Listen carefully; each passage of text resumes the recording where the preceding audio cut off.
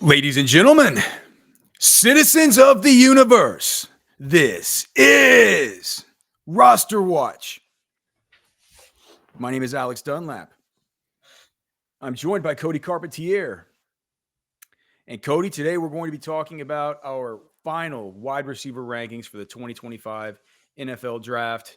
A good rookie class, I guess, maybe not. Some good players here at the very top. Then it gets hard to hard to figure out sort of who's where, what buckets what. It feels like our rankings could be wildly divergent from other people's, and frankly, I tend to like it that way. We go through the process. We make sure to go to all the events. We see their Senior Bowls and their Shrine Bowls and a lot of their pro days, and we're certainly at the combine, and then the workouts at the combine training facilities and the stuff with the trainers, and we've gotten really good networks and good information loops with these players. And so it's not to say that it is a bad year at wide receiver. It's just to say it's nothing like the running back group. It's nothing like the running back group, because the running back group has a bunch of ones and a bunch of starters and a bunch of alphas. And my best way to open up this conversation personally would be to say, I think this receiving group is very solid, and it's a lot of twos. There's some potential for these guys to be alphas, but it's a lot of preferred twos in a class. That even guys that there's people out there that love Tet McMillan, they love Matthew Golden from Texas, they love these certain players, and there's potential for them. But I think if you're being realistic with yourself and you take some truth serum, it's a lot of number twos that you'd prefer in an offense. Yeah. As far as number one on our list, it's like, is number one, is he going to play wide receiver? And so it's like, what we made the decision is like, look, we're going to treat Travis Hunter from Colorado, who is one, everybody listening to this knows, but just in case they don't, he plays both wide receiver and corner. And lately he's been talking about how he thinks he can do it in the league. I'm not sure he can do it in the NFL, but he's been a complete unicorn during his time at Colorado, being able to do this. And so I can't say that he can't do it, because I would have said that he can't play 130 snaps per game at Colorado, and he just goes and does it.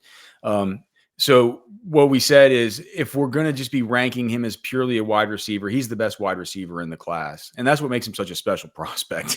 It's like, it's why, at 2 and 3, after presumably Cam Ward goes at number 1 to the Tennessee Titans, it's why, it's just why it's blocks, that those two picks are probably going to be Travis Hunter and Abdul Carter, just because those are the two guys that are the top two position players in the draft. And it's very clear whenever you watch them.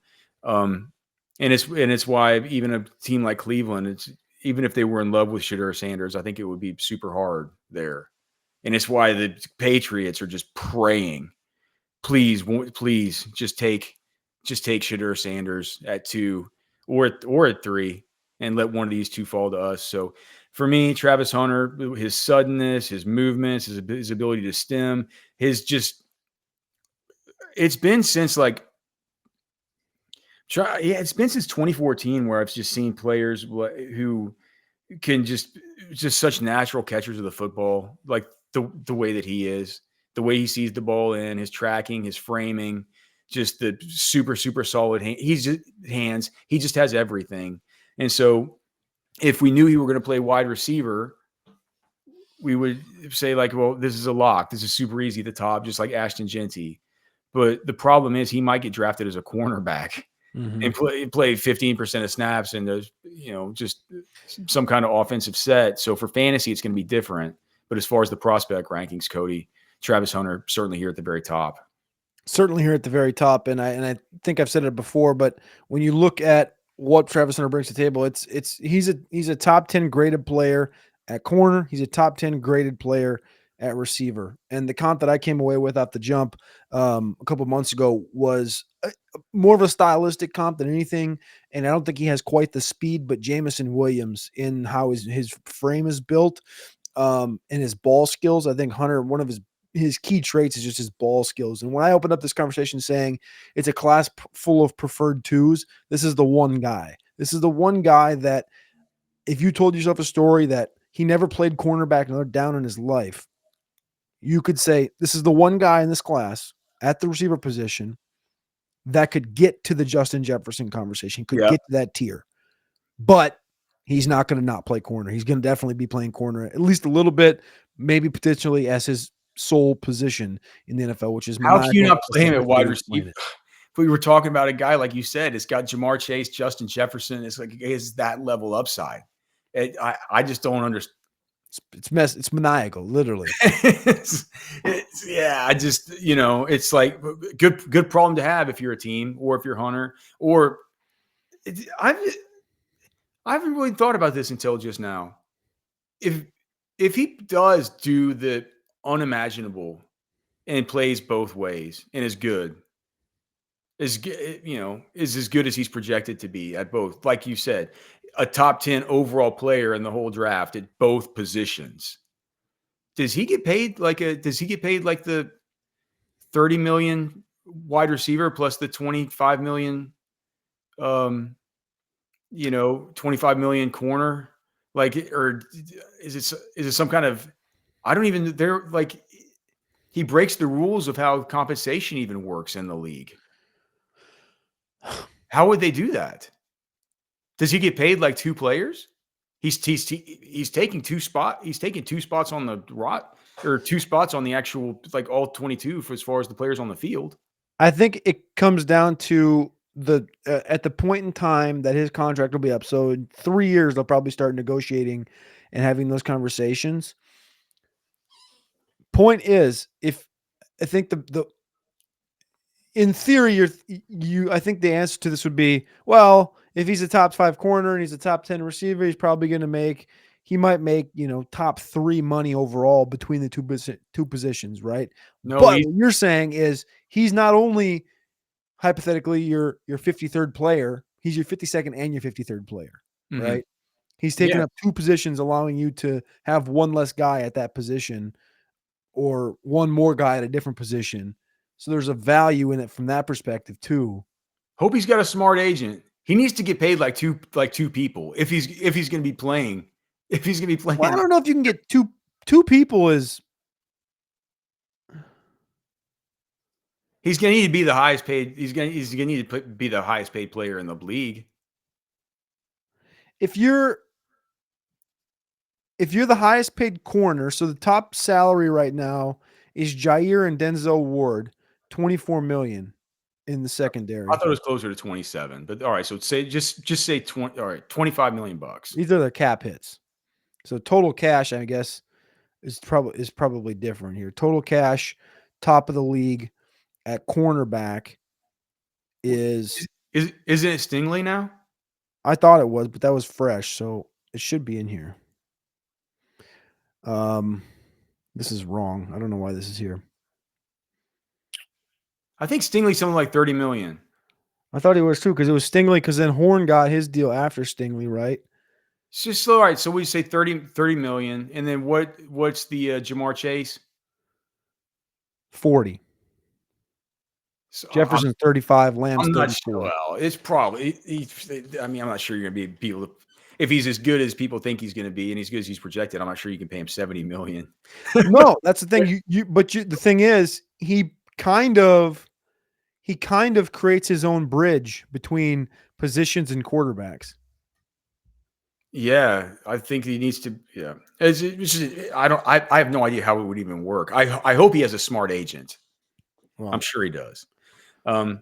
All right, but anyway, after Travis Hunter, as we said, we don't know what's going to happen with him. I think as far as dynasty rookie drafts, it's risky to take him before we've gone through one, but like the 107, something like that. It's I think is where it becomes sort of viable as far as non super flex. if he gets drafted as a wide receiver. Of course, that'll all change, and it'll all be reflected in the Dynasty rookie cheat sheet, which will be available. It'll be basically available and updated through day 3, the Saturday of the NFL draft, over at rosterwatch.com. Number 2, again, is unanimous for us between Cody, Trashman, and myself. We all have Matthew Golden from Texas here, 5'11", 191, 9.5-inch hands. Of course, ran the 4.29 40 at the NFL Combine. Did not run at Pro Day, because why would you? We sort of have him stylistically as a mix of Stephon Diggs, Jordan Addison, and Odell Beckham Jr., which obviously, to be able to invoke those kinds of names means that we have a lot of respect for his game. We were able to watch him closely through every game this season. The one thing that kind of would give you hesitance about him is that he didn't start the season the same way that he ended the season. And a lot of that stuff coincided with Isaiah Bond at Texas becoming a little bit injured, not getting on the same page with Quinn Ewers as far as the deep ball, and generally falling out of favor with the team because of some off-field and personality stuff. Golden was the exact opposite. It was like he began developing a mind meld with Quinn Ewers, and through the most important meet of the schedule down the stretch, started doing things that were just unbelievable, making the circus catches, doing the stuff with the contorting the body control, the unbelievable hands. It's really that reminds you so much of Odell Beckham. Cody, you always had the Jordan Addison comp for him, and makes sense when he showed us that 4.29 speed. And people say he didn't really look like his play speed is 4.29. And to me, I'm like, well, that's the same thing we talked about with Adonai Mitchell. Whenever he came in and everybody was expecting 4.5s, and he did what he did. I forgot what he was. Was it 4.38? Yep. At Texas, and this is what Matthew Golden said, at Texas, in the role that I was in, I wasn't asked to run a 4.29.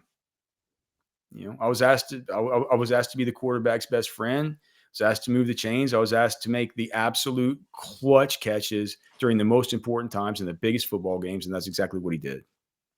It's exactly what he said on Twitter. Wasn't my job to run 4.2 in my offense, bud. And you can't say it any better than that. Like it's a people that adjusted their ranks post combine because of a 4.2 for Matthew Golden are attacking the process wrong. When you watch Matthew Golden, it certainly made me feel better about having him as 1 overall sans Hunt. He was my wide receiver 1 if you don't consider Travis there. Yeah. But I didn't change it, but it made me feel better. It certainly made me feel better. It was a very, very, very nice sweetener as far as his overall profile to get that 4.29. I'll say I definitely there was an adjustment made on my behalf, but it wasn't because of him. It was because of a guy we'll talk about in a minute, Luther Burden, kind of pseudo having a situation to go south, and Matthew Golden just kind of innately came north because I thought he was going to run mid 4.4s. He runs faster. That's good. But I think he's a really good receiver. I have Jordan Addison as the comp. Jordan Addison was a first-round pick. He's a very, very, very good number 2 in the NFL right now. We know Golden has very strong hands. We know he can win a lot of different ways. His route tree is very diverse. If you look at the routes run, he didn't run any one route more than 20% of the time in the NFL, in college football this past year, according to Sumer Sports. So a lot of good stuff on the profile for Matthew Golden, and a guy that, like you said, didn't come into the season as the planned number 1. That was supposed to be Isaiah Bond, right? That was Gunnar Helm clearly for Texas at the beginning of the season. But when Matthew Golden's name was called, and this is the big thing, everyone says, well, he wasn't the number 1. Why didn't he have 1,000 yards? Well, that wasn't the plan. But guess what? When his name was called, his number was called, he caught the football, he made the plays, he had the 160 yards. He helped that team get to the national semifinals. He helped that team get to the SEC championship, right? And they don't get there without him. That's the biggest thing. No, man. It's a very, very, very talented, skilled guy, super fast. He's got and whenever you see that he's got the burners, you just say that, when he has so much else going on with his skill set, it's just Matt Golden, man. It's just awesome, awesome player. We actually have, and these are our consensus rankings. We have Emeka Egbuka and Teteroa McMillan tied for third here. I have Egbuka at 4. So does Trashman. Cody, you have him at 3. And then for Ted McMillan, Cody, you have him at 5. Trashman and I both have him at 3. So it's an average of 3.67. So we used to have them tied. Very, very different players. Ted McMillan, of course, an outside weapon from Arizona, best friends with his quarterback, Noah Fafita. Talk about a mind meld. Those two have been friends since they were tiny, tiny, tiny little kids. McMillan, if you were to watch him, my comp for him is Michael Pittman. The most common comp that you hear for him is Drake London, which I think is a good comp. Just a big, tall guy, 6 foot, 220 pounds, 10-inch hands. 4.58 pro day adjusted 40 time. That's adjusted up from the reported 4.53, which was his best run. But a junior who came out early, whereas Emeka Egbuka played his whole time at Ohio State, played alongside some of the really good wide receivers that they've had. We know that it's been wide receiver U. Thought of as a slot guy, but there have been players that have been thought of as slot only come into the NFL that have really good, just solid, well-rounded skill sets, the same way that Emeka Egbuka does. I'm not saying Justin Jefferson is Emeka Egbuka, but remember that was the line on him, is he can only play slot. I'm not sure that that's necessarily true about Egbuka. He's 6'1", 202 pounds, not a total speed burner. The comp that we have for him is we have Robert Woods. I see Jarvis Landry is on here. Chris Olave.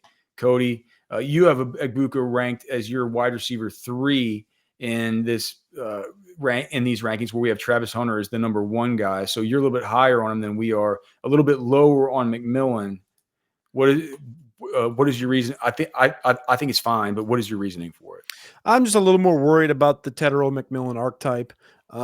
He ran dry a lot of games. I should, the better way of saying that is just lacked elite consistency. I think a lot of people are running out right now to compare Tetero McMillan to the best case scenario, which is a Drake London type that went top 10 overall. They're saying T. Higgins, they're saying Mike Evans, all these guys that are supreme situation, like alphas in their offenses, clear cut in college. And yes, Ted Rolla was the alpha in his offense, and he's had a great 3 years there with Fafita. There's no arguing that. But he was very hot and he was very cold in certain situations. We know he can move. He played volleyball in high school. It shows in his contested catch targets, contested catch completions. The vertical, I think, was only like 32 or 33, 34 inches, something like this. Ran slower than expected. Again, doesn't kill his profile because you didn't think he was going to be a 4.44 guy. Kind of the inverse the other way is he runs a 4.53. We adjust to a 4.58. It's not great, but it definitely doesn't hurt his profile. I just, when I look at the profile of Ted McMillan historically, and I'm not going to say the name that I wrote I'll say it. I don't care. I mean, when you think about it, like a guy that was a better athlete than Ted McMillan and didn't have quite the output because his quarterback play and situations are situational, Equinemius St. Brown, Notre Dame. He's a fine prospect. He went in the 6th round, but he's a very good athlete, the brother of Amon-Ra. Justin Ross from Clemson, a guy that dealt with injuries in his time at Clemson, but he was a little bit leaner. When I looked at totally McMillan, I didn't see a bona fide alpha build. He was, I think I walked up to Alex at the combine. I was like, man, he's a little bit of a flat Stanley. He's a little bit of a sunken chest kind of a situation. I just, when I'm trying to evade misses and I'm trying to be right, I want to be right.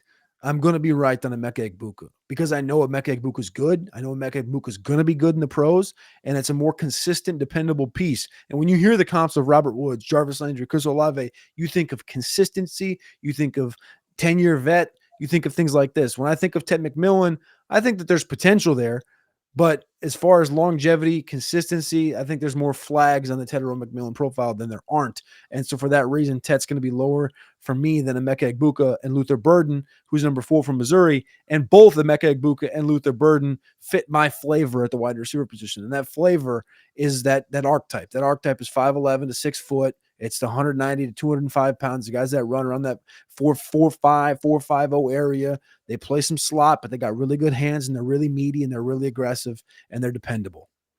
when you mentioned the comparing Emeka Egbuka to the 10-year vets and talked about Chris Olave, let's just knock on wood and hope that that's true, please.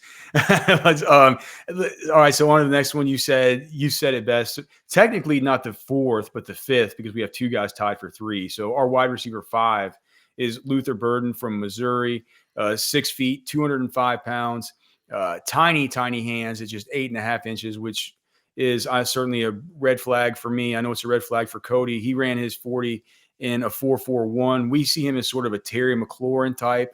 I think I see some Zay Flowers in his game. That's when I watched 2023. The problem with Luther Burden from 2023 to 2024 is that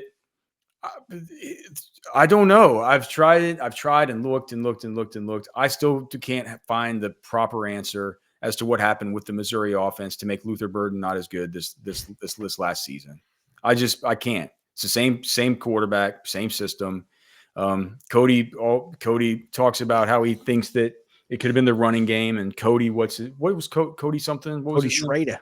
Cody Schrader leaving, was a detriment to the running game, even though they had a greater explosive run rate this last year than they did whenever Schrader was there in 2023. I don't really understand it. I don't get it. I feel weird about it. We were at the SEC league meeting, or the SEC media days back in July. Luther Burden walks in there. We're looking at this dude, and we're looking at Milroe and some of these other players as guys who are going to be like lock first round picks. Some of the definite faces of dynamism in the SEC, and we didn't see it from him this year. It's like we talked about Ollie Gordon last season or last show. It's like from 2023 to 2024, Luther Burden's ascent feels similar to that. I know you probably have a lot to say about the guy. I will say this: whenever he is going full steam and he is in his element and he's playing like he was during stretches of 2023, I'm not sure there's any of these guys that have, outside of Hunter, that have the same kind of change of direction or, just acceleration and velocity and burst out of their cuts. It's like, it looks superhuman. And I just didn't see it as much this year. It gave me a little bit of a tap that breaks with Burden. Well, like I said before, he was a guy that, for me, about a month and a half ago, was my overall wide receiver 1, and he came in with 8.5-inch hands.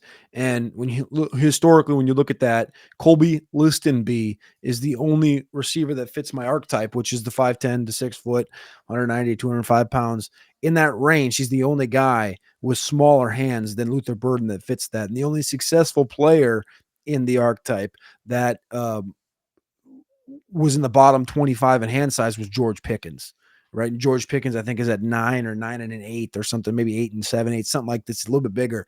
8.5-inch hands for me is a big red flag.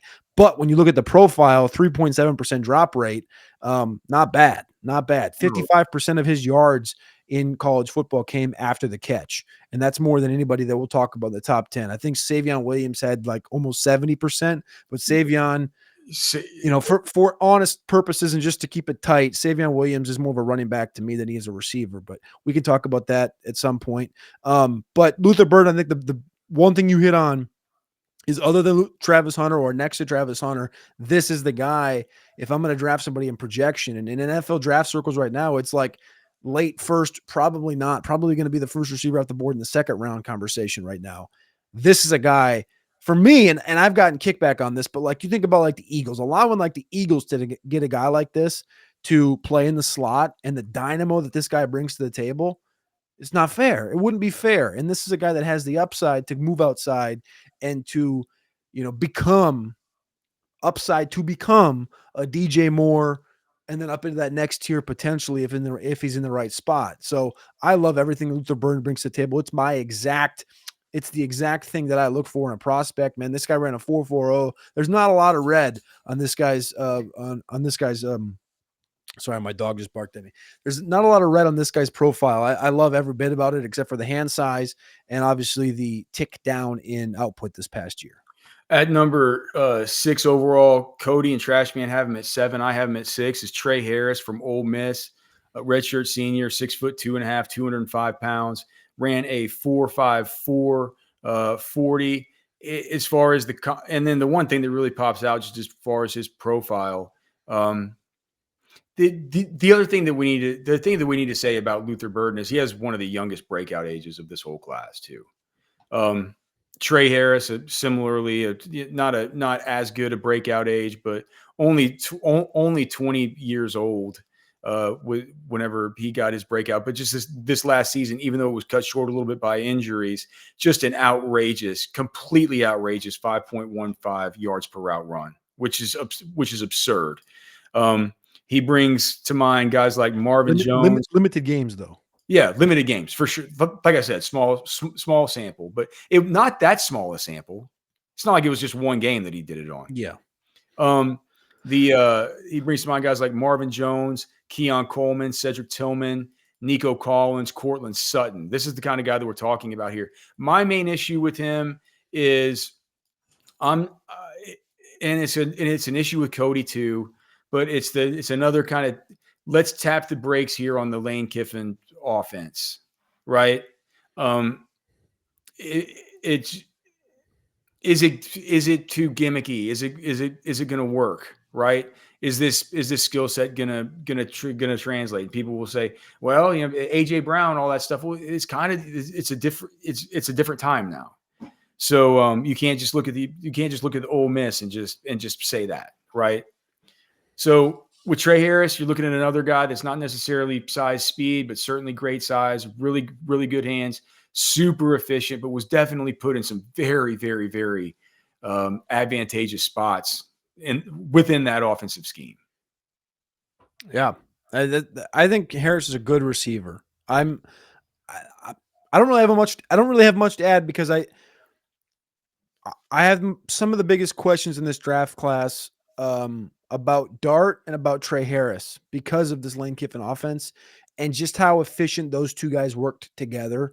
And when you watch the film of Ole Miss, it's like Trey Harris is the first read the majority of the time, and they have other weapons there in Jordan Watkins, who is a super explosive guy in the SEC. Juice Wells, a guy that's been in college for 6 years, JMU, South Carolina, etc. Colby Prescorn, who may be probably a UDFA tight end this class, and attached to Lane Kiffin. Like, there's good weaponry there.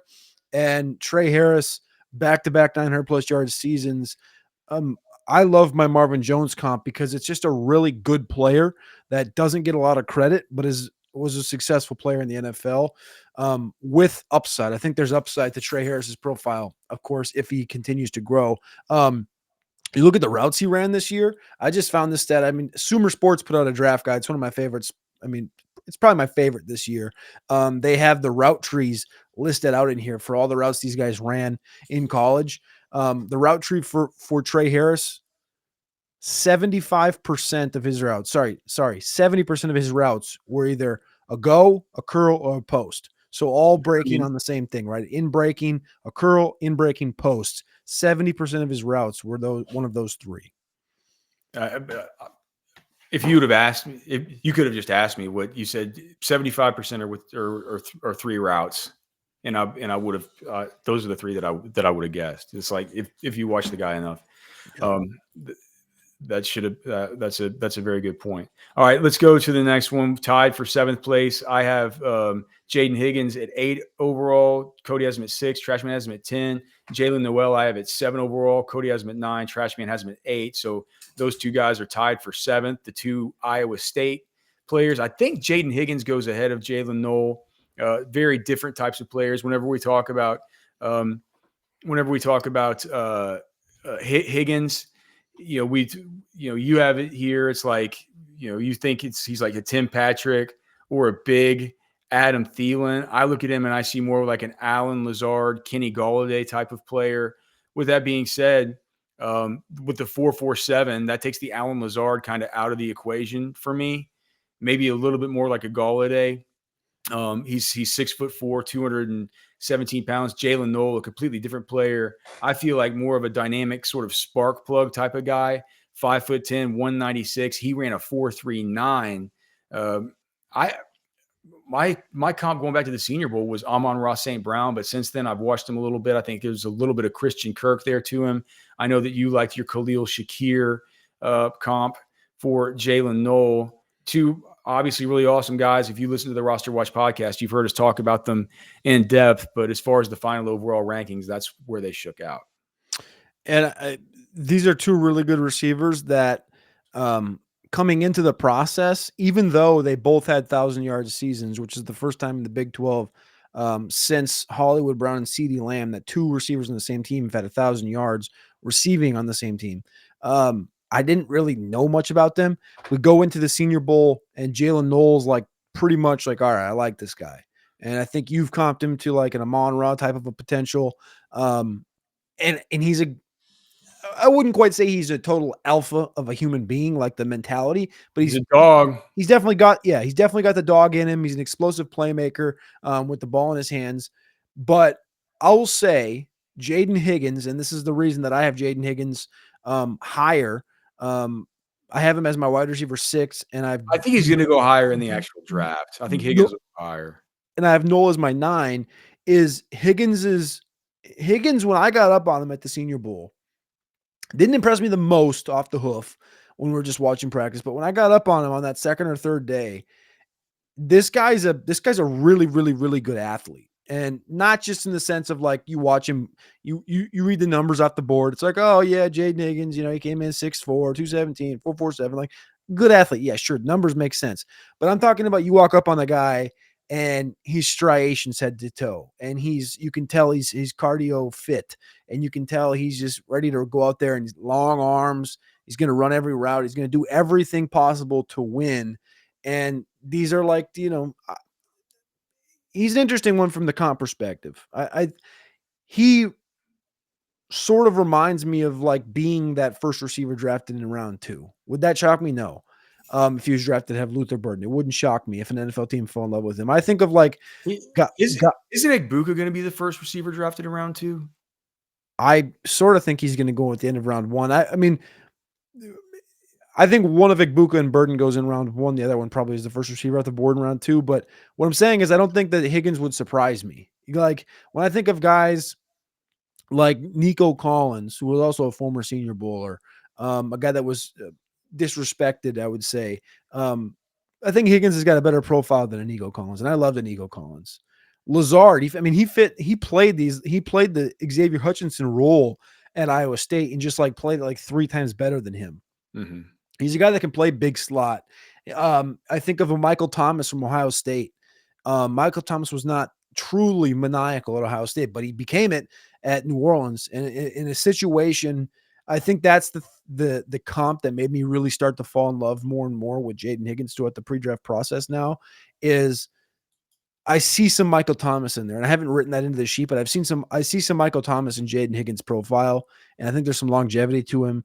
And it's really what's kind of pressed me up, which would kind of go against everything I've said to this point in the show, is I love the archetype. I love those guys that I explained the height, weight thing, speed, everything already.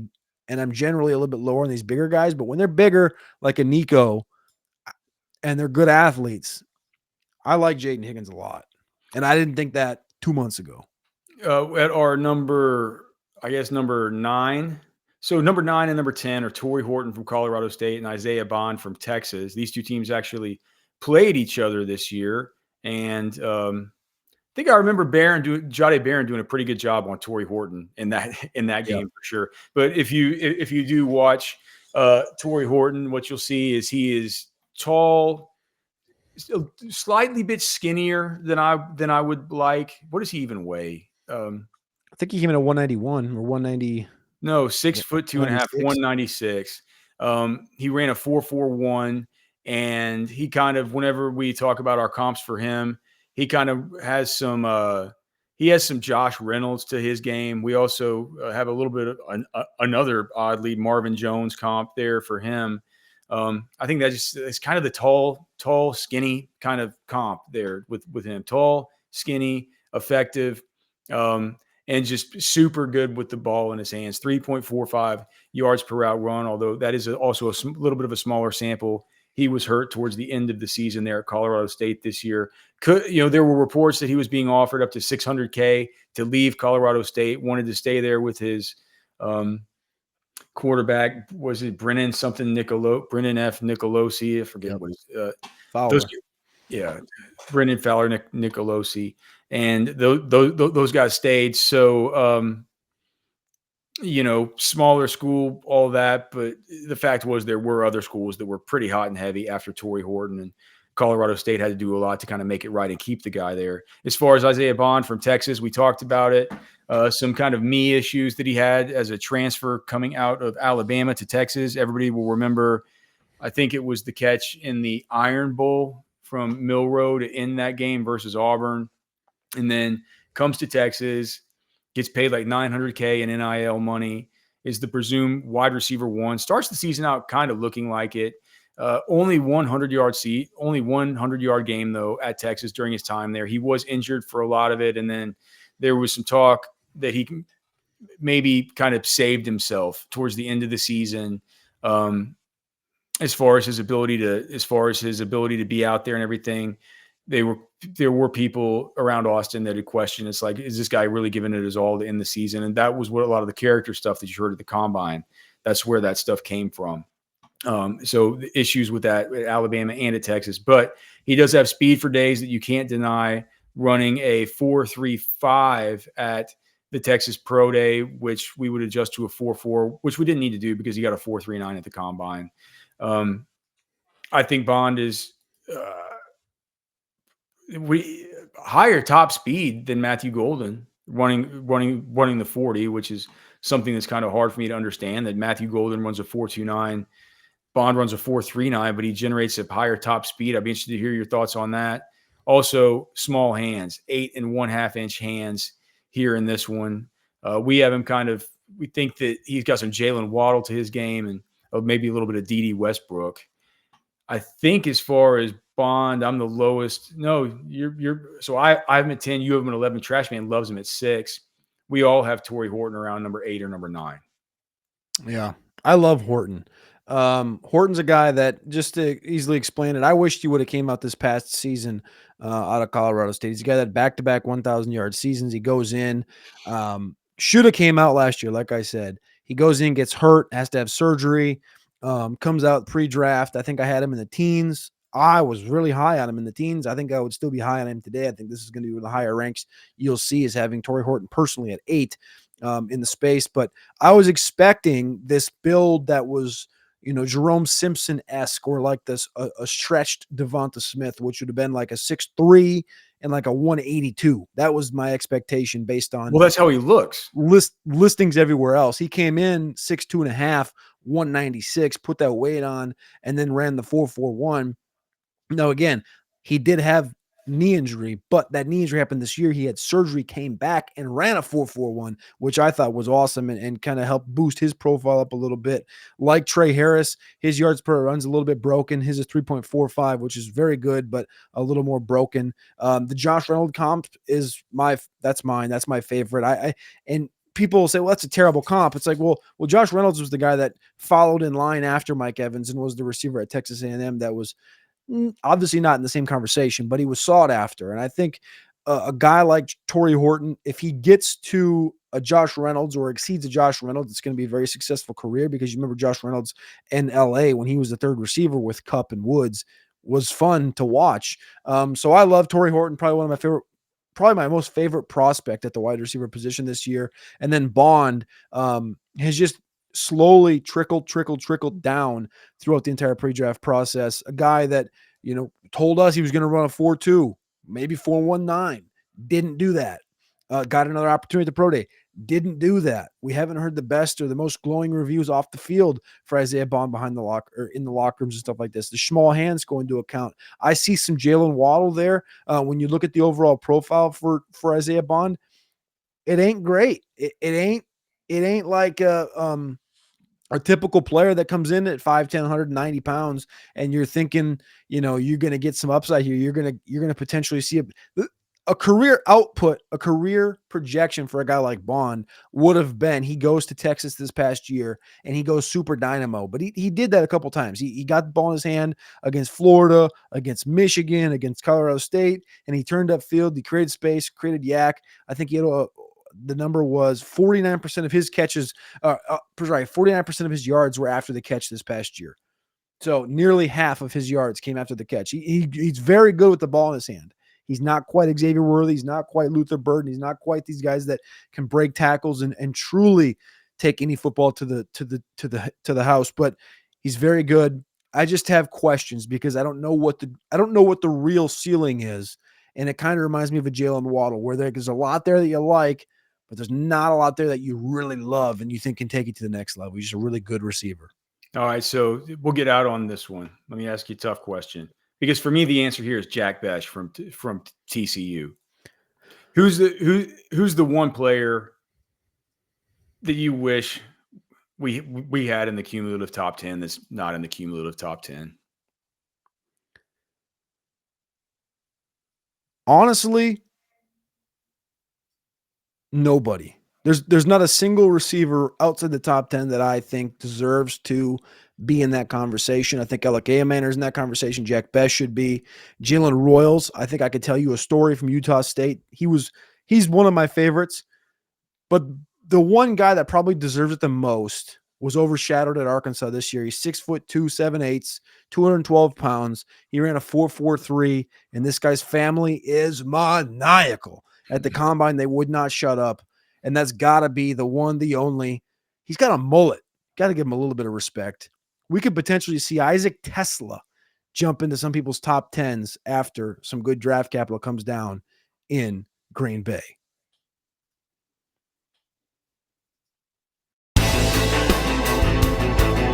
This is Anthony Richardson, and you're listening to RosterWatch. This is AJ Brown, and you're listening to RosterWatch. This is Josh Allen, and you're listening to RosterWatch.